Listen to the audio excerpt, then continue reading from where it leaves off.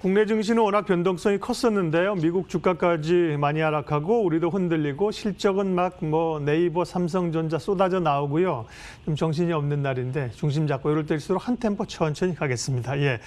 삼성전자는 주당 1,932원 특별 배당할 걸로 예측을 했었죠. 특별 배당 얘기를 해서 배당금 총액이 13조 원이고요. 오늘 이제 확정 실적과 함께 확정 실적은 잠정 실적과 별 차이 없다. 이제 주주 환원 정책이 중요한 건데요. 그런 얘기까지 포함해서 돈 잘 버는 증권맨에게 듣는다. 오늘은 GB투자자문 김정환 대표님 오셨습니다. 어서 오십시오. 안녕하십니까. 삼성전자 얘기도 좀 이따 해주시고요. 일단 키워드 확인하면서 시장 흐름 읽지요. 오늘 첫 번째 키워드는요. FOMC입니다. 이번 주 가장 큰 이슈가 사실 FOMC인데요. 뚜렷하게 사실 이걸 정책을 쓰기도 그렇고 없었는데 시장은 좀 부정적으로 반응하면서 매물이 나왔잖아요. FOMC 평가부터 해주십시오. 일단 전체적인 그 내용을 요약하자면은 제로금리 이제 동결을 하고요. 테이퍼링에는 어느 정도 좀 선을 그었습니다. 그래서 또 하나 또 요지는 집단 면역 이전까지 가기는 힘들다. 그래서 연준의 경기 판단은 소폭이지만 후퇴하고 있는 것으로 약간 좀 판단을 내렸기 때문에 전체적으로 이제 주식 시장이 이제 부정적으로 반응하면서 좀 조정을 보였고요.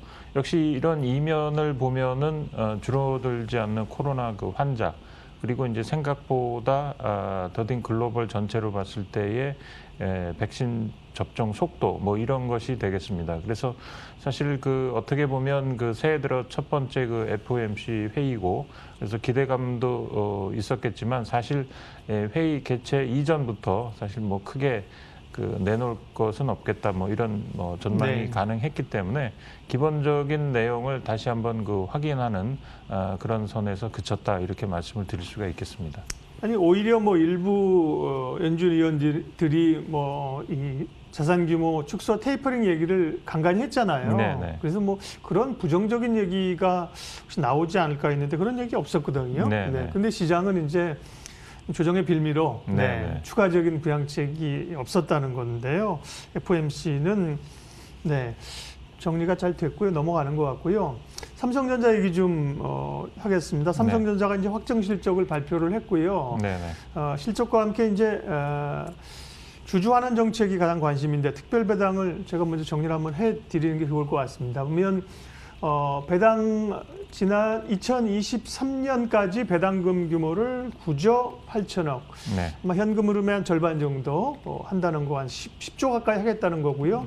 작년에는 주당 1,932원을 특별 배당해서요. 배당금 총액이 13조 원이 된다는 겁니다. 보통주는 1,932원, 우선주는 1,933원. 그래서 배당금 총액이 13조입니다.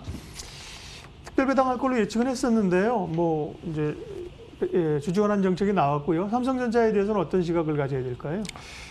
일단 전년 대비로 했을 때는 약 30% 정도 영업이익이 좀 개선된 것으로 보여지고 그래서 영업이익이 지난해 이제 35조 9,900억인데 시장의 어떤 컨센서스를 좀 뛰어넘는 그런 측면이 있는 것이고요. 다만 이제 4분기는 예상보다 좀 실적이 안 나왔습니다. 연간 실적에 좀 가려져 있지만 4분기는 시장 예상을 좀 미치지 못하는 그런 수준이었습니다. 전체적으로 이제 올해 들어서는 이제 계속 업황 자체가 좀 좋아질 거로 판단하기 때문에 전반적으로는 이제 오늘과 같은 조정 장세에는 SK 하이닉스라든지 삼성전자 이런 업종 대표주의 어떤 분할 매수 타이밍으로는 보고 있고요. 전체적으로 연간 전망에 따른 적극적인 매수에 대한 시각은 변하지 않았기 때문에 일단 포트폴리오 구성에 있어서 최상위로 가져가야 된다. 이거는 맞는 사실인 것 같습니다. 삼성전자 실적 발표했고요. 주주 환원 정책도 오늘 발표를 했습니다. 삼성전자 주가는 별로 영향은 안 받죠. 주가 한번 보여주시겠어요? 삼성전자. 삼성전자는 오늘은 약보합권이네요. 그죠? 0.2%이니까요. 어느 정도 시장에서 알고 있었던 그런 상황들이고 중장기적으로 보면 반도체 경기 워낙 좋지 않습니까? 네, 배당 계속 하고요. 자, 두 번째 키워드 그럼 확인하면서 시장 흐름 읽어볼게요. 어제 미국 주가가 급락한 요인 가운데 하나로 얘기되고 있는 게 미국의 게임스톱이라는 그 업체인데요. 네. 개인들이 엄청 뭐 SNS를 통해 주식을 사고 있고 공매도 세력을 물리치고 있다. 그러면서 어제도 폭등했는데 상당히 좀 노이즈가 있는 것 같습니다. 시사점 좀 알려주세요. 일단 그 최근에 이제 게임스톱이라는 회사가 이제 국내 관심을 불러일으키는 것은 단기적으로 이제 주가가 급등해서도 물론 있겠습니다. 이게 이제 17달러부터 시작해가지고 그저께까지 이제 147달러까지 올랐고 어제는 다시 이제 135% 급등하는 그런 모습을 보였고요.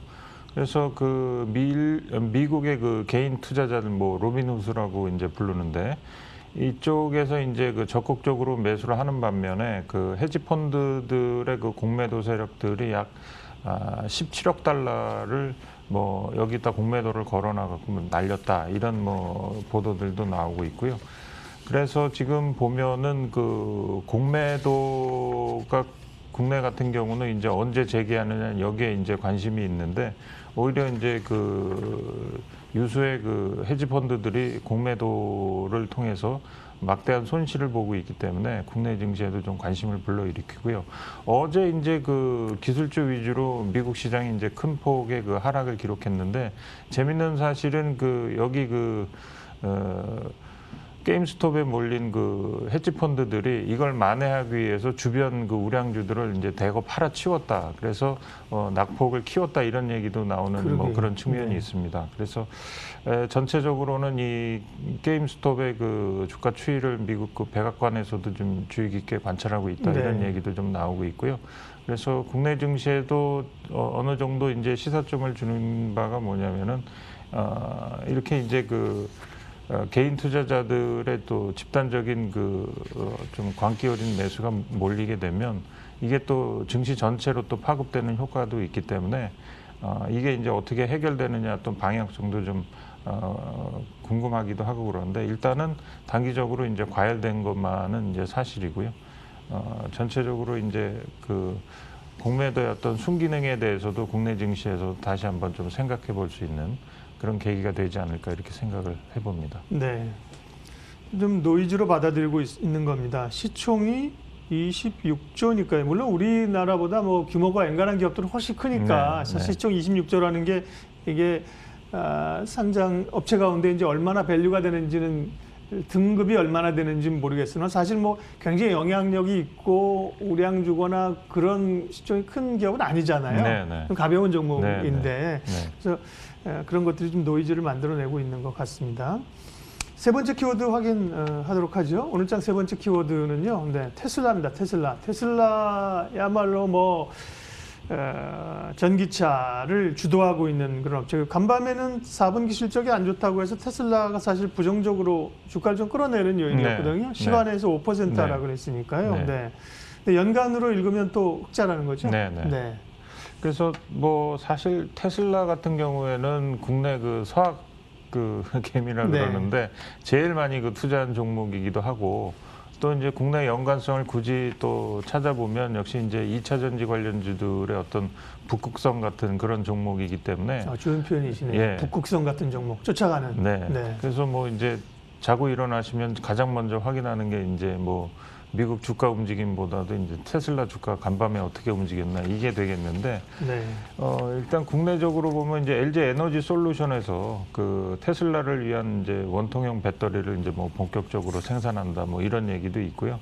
그래서 또 연초 들어서 그 바이든 정책의 그 대표적인 수혜주로서 관심을 이제 끌었는데 지금 이제 말씀하신 대로 연간으로 봤을 때 이제 사상 첫 흑자입니다. 우리 돈으로 환산하면 7,900억 정도 이익을 본 것으로 나타나고 있는데 역시 기대에는 좀 못 미치는 그런 수준인 것 같습니다. 그래서 테슬라가 한 2% 정도 어제 빠졌고 시간외로 이제 5% 정도 빠지고 있는데 국내 전지 이제 2차 전지의 그 단기 방향성과 관련해서 좀 관심을 좀 모으고 있는데 역시 테슬라도 미국 시장에서 보면 좀 고평가 논란이 있기 때문에 단기적으로 볼 때는 조금 그 방향성 탐색 국면을 좀 이어가지 않겠나 이렇게 판단을 해봅니다. 네, 키워드로 시장 맥을 좀 잡아봤는데요. 뭔가 조금 어수선한 그런 분위기거든요. 많이 올라오기도 했죠. 그래서 변동성이 커지는 국면이라 투자자들이 조금 대응하기가 까다로울 것 같습니다. 전략 좀 마무리해 주세요. 역시 이제 단기적으로는 뭐 이번 주 이제 오늘도 국내 증시에도 많고 그 금일 새벽, 내일 새벽 뭐 애플 또 뭐 테슬라 뭐 쭉 있습니다. 그래서 개별적 그 실적에 아마 주목을 좀 하는 그런 기간들이 좀 될 것 같고요. 그렇지만 이제 그 미국도 그러고 특히 이제 국내 증시 같은 경우 그 글로벌 증시에서 가장 높은 상승률을 보였기 때문에 또 이런 과정에서 별다른 조정 없이 올라왔기 때문에 조정은 좀 필수적인 게 아니냐 이렇게 좀 판단을 해볼 수가 있겠고요.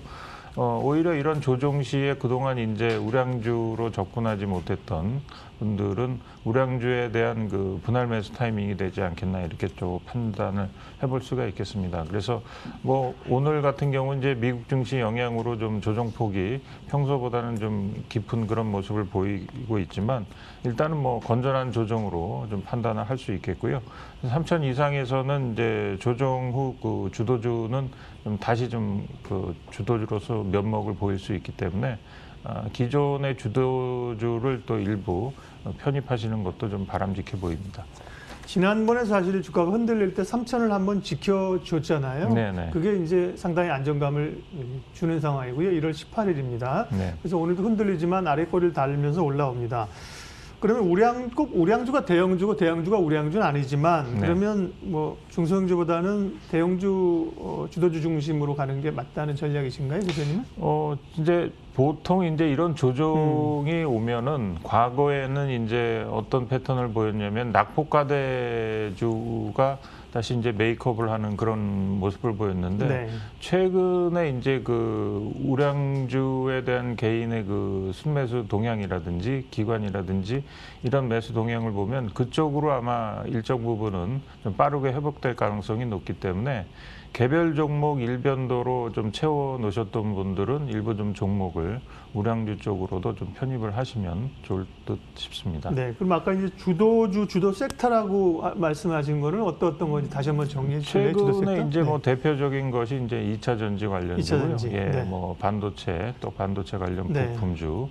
그다음에 이제 바이든 정부의 그린 뉴딜 정책 관련해 갖고 국내도 또 뭐 수소차라든지 친환경 관련주 뭐 이런 쪽일 기본적으로 아마 올해 그 주식 투자를 지속적으로 하시려면 포트에 적어도 한 50% 정도는 이런 종목들을 포진시켜 놓고 나머지는 기타 이제 그 경기 민감주라든지 또 그다음에 그 뭐 여행이라든지 뭐 음식료라든지 상대적으로 그동안 좀 그 소외를 받았던 이런 종목으로 좀 순환매를 좀 대비해야 되는 게 아닌가 이렇게 판단해 볼 수 있겠습니다. 소비주라든지 뭐 엔터주라든지 이런 종목도요. 네, 돈 잘 버는 증권맨에게 듣는다. GB 투자자문 김정환 대표님 함께했습니다. 잘 들었습니다. 네, 감사합니다.